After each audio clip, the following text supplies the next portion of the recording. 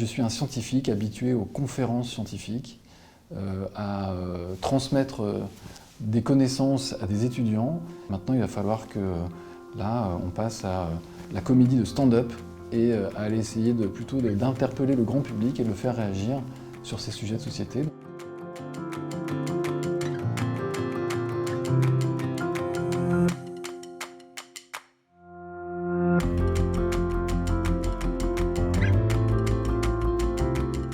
TEDx, c'est un format un peu particulier de 18 minutes maximum, où les intervenants viennent expliquer un concept scientifique ou un projet personnel dans un cercle rouge. C'est un concept américain qui est né dans les années 80, et à TEDx Rennes, on fait des conférences depuis 10 ans.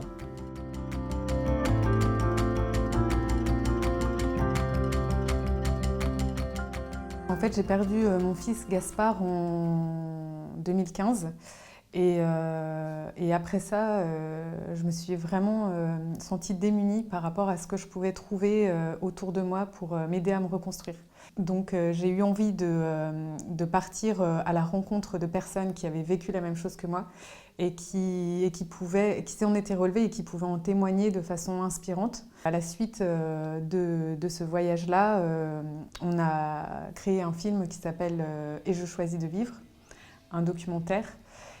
Et voilà, c'est cette expérience de deuil dont j'avais envie de venir parler au TEDx, parce que pour moi, c'est une épreuve de vie qui est partagée par tous et dont on parle peu.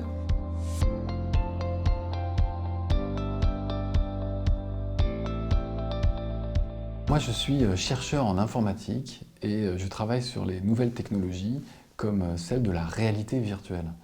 Et mon envie, c'était de faire un peu sortir ces technologies du laboratoire et puis de les expliquer au grand public qui a parfois une image un petit peu négative, un peu péjorative de ces technologies-là.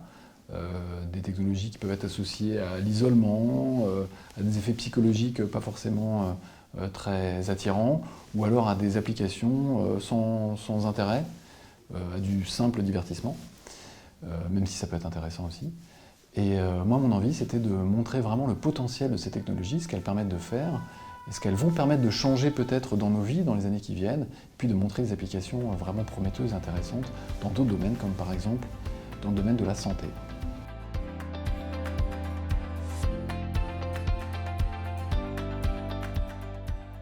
On vous propose une dizaine d'intervenants sur des sujets vraiment divers et variés, des sujets scientifiques, des sujets personnels, des sujets culturels. C'est des intervenants qui font le show un peu en stand-up et vous ressortez avec plein d'émotions.